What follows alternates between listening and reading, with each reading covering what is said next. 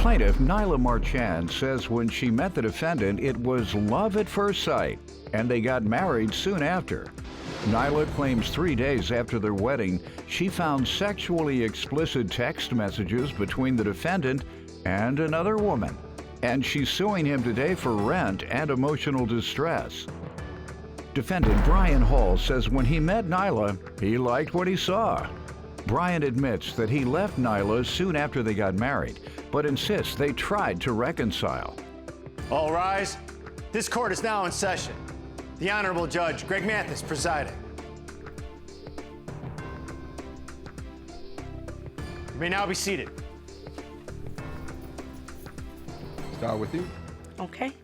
Well, I met the defendant in October of 2016 at my brother's birthday party. He was the Uber driver who brought my best friend. And it seemed like it was like love at first sight. It seemed awesome. And the relationship grew very quickly. That following March 5th, he proposed to me at my grandmother's 100th birthday party in front of all my family and friends. And my grandmother knew that she wouldn't make it to my actual wedding date, which would be in the summer.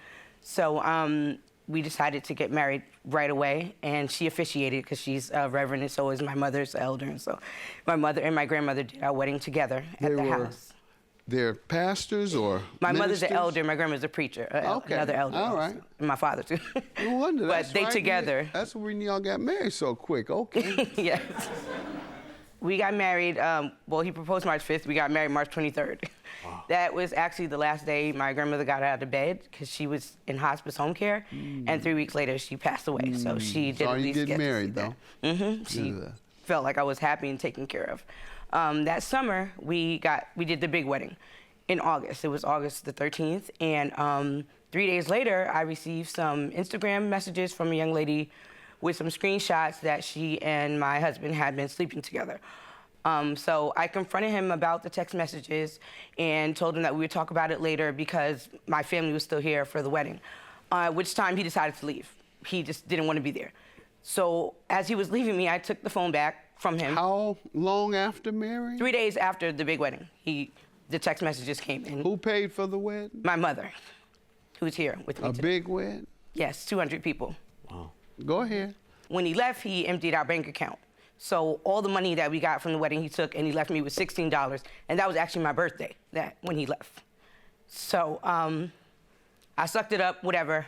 Eventually, he said he wanted to still work on it, and I tried because marriage was important to me. That's how I was raised, so it was my husband. I wanted to still try. So I went to go be with him in Atlanta, which is where he left me. But I did not know that at the time, he left me and was staying with an ex-girlfriend. So I followed him to Atlanta, and where this comes in, his credit was bad. He couldn't get anything in his name, not even utilities. So my mother and I got the apartment. She's really the guarantor. During that time, he had some tattoos on his arm that said Jared and Jamal. His name is Brian. So I had asked him before what those names were. He said his godsons. Then later in the conversation, he said his ex-girlfriend's sons' names, but not his children. Then later in another conversation, I said, for all I know, those are your kids. And his response was, well, for all you know, they could be. So I don't know if this young lady who he left me for, which is the mother of those boys. And you say your mother had to put it in her name? Yes, and my name. My name and her name, not him. So he was a liar, cheater, and broke. So you can't be all three. You didn't have any money either? And may I just say something? Go ahead. Before we ended up going to Atlanta to even get the apartment, the agreement that my mom blessed us with was to live in New York for a year, rent-free, and save our money so that we wouldn't go there broke. So he put us in an unnecessary debt because she had offered us to live in New York for free to save money so that we wouldn't have to struggle when we went because neither of us had children. We had an opportunity to get ourselves together before we left. And he just left. Okay. Sir, let me hear from you. Well, like she said, we met. I was an Uber driver. I dropped off her friend. She came outside, and I liked what I saw. She was short. She had this small dress on, wild hair. She looked good. She looked yummy. So I took the opportunity to, try to get at her. So she invited me in for a drink. I took it, of course. I came in. I took the drink. Like she said, they were celebrating her brother's birthday. And after that, our relationship just kind of took off. You know, one thing led to another. When in August, like she said, the young lady that I messed around with did end up sending her the text messages, and we had got into an argument that day. It was her birthday, and I didn't like the argument. I didn't like the way it was going, so I left. I came back to Atlanta shortly after. We did agree to work on our marriage and get back together and try to work things out. And at this time, I was working 2 jobs. I was working at a hotel. I even was doing security on the weekend as a bouncer. So I was working. Yes. May I say something? First of all, he should have been working 2 jobs and more because you took all the wedding money and left me with $16. You also forced me to relocate. What do you mean, the wedding gift money? Yes, all the money, because we had a joint account, because I was all Holy Ghost, no separating money thing. He took all the money and left me with $16 on my birthday. It wasn't the wedding money. Yes, it was. It was. We had one account. What are you talking about? It was my money. It was our money. We had a wedding. He had no person at the wedding. Sorry. So you saying no one gave money gifts? People gave money gifts from our wedding. You said there was no wedding money. Yeah. It was my money. I'm not hurt. From the account. Don't lie to me. I'm not lying, These little sir. weak lies. You just said there was no wedding money. Then when I turned to say there was no wedding money, there was wedding money.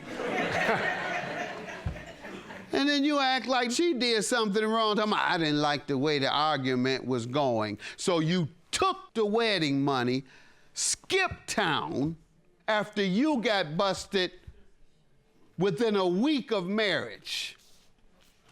You And may I just say something? Yeah. We only had one account.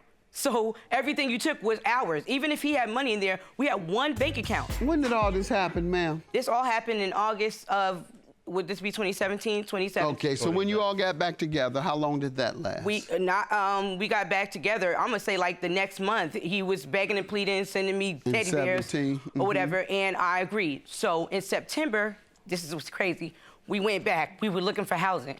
While we were looking for a house, we were in attempted carjacking. And they put the gun in the back of my head, in the back of the car. I screamed to him to drive. He drove. They shot up our car, 2 drivers.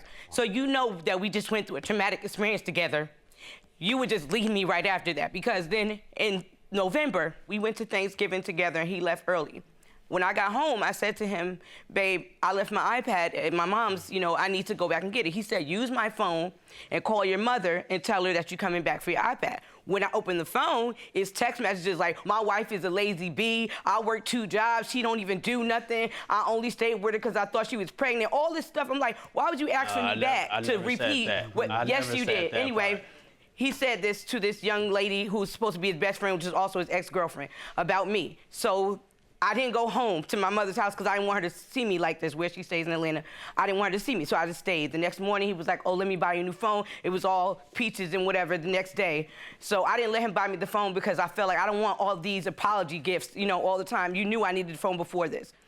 That December, he was going through some things with trying to find his birth father and some other things, and it just seemed like it was always something. So when everything was going wrong, there was a time for me to talk to him, because I was like, oh, he's going through this or he's going through that. His whole personality just changed, and I don't know if I have the text on me, but he started saying he's hearing voices and being aggressive. I had to take him. There you go. Yeah, all this whatever. Right. I knew something was wrong. So then...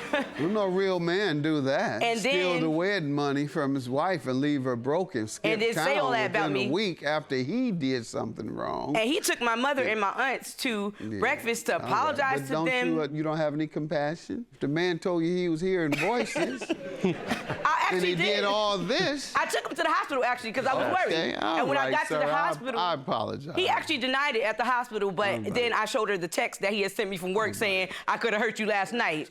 So in December, I was working this job, and I was still very overwhelmed because I wasn't understanding what's going on with him. I go to Berean in Atlanta, and we have counseling there for free, professional counseling. So I said, let's go to counseling. Let's do something. No, he needed medicine. Go ahead, though. So he agreed to go to one session. He kept making excuses. He never got the help. One day he texted me while I was at work and was like, something about, I'm gonna give you my half of the rent. Like out of nowhere. And I was like, what's going on?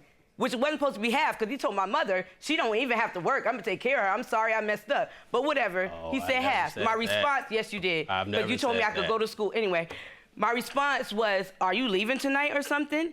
When I got home from work at midnight, everything was gone. When I opened the closet, everything was gone, except 2 Bibles and a wedding ring. That was it. And I'm like, you're a coward that every time you leave me when you don't have to look in my face and tell me I'm leaving you. And after that, I still tried, like we talked a couple times, I didn't let him back in because I don't want this back and forth. You either with me or you're not with me. And all I asked for was for him to get help. So did you all pursue divorce? Yes, we did. We talked about it a lot later, because between that we kept trying. He kept trying. He kept coming to my job with flowers and we, whatever. But he never did the one thing I asked, which was Because to get you help. all are still married, and so those are joint marital property. Even the rent is a joint debt, and I can't separate those. That has to be done by a divorce judge. They divide the assets and the debts and determine who pays what. So you have to wait until then. On the other hand, with the emotional distress, a spouse can be awarded if it is that extreme. Typically, physical assaults. Most judges will allow for emotional distress because that is extreme and extraordinary behavior that would cause emotional distress. Having your mother pay for a wedding, 3 days later, abandons the marriage, takes the wedding money, then leaves you again without notice. All of that is extreme behavior, and as such, I am going to give you $2,000 for emotional distress, but you have to go to the divorce court and get the balance regarding the rent, all right? Yeah. Good luck to you. Thank you. $2,000. He said, I want to take care of her. I don't want her to have to work. I want her to do what she wants to do in terms of her career, her profession. And I heard that with my own ears. I never said any of that, but I just wished him the best of luck. That's all.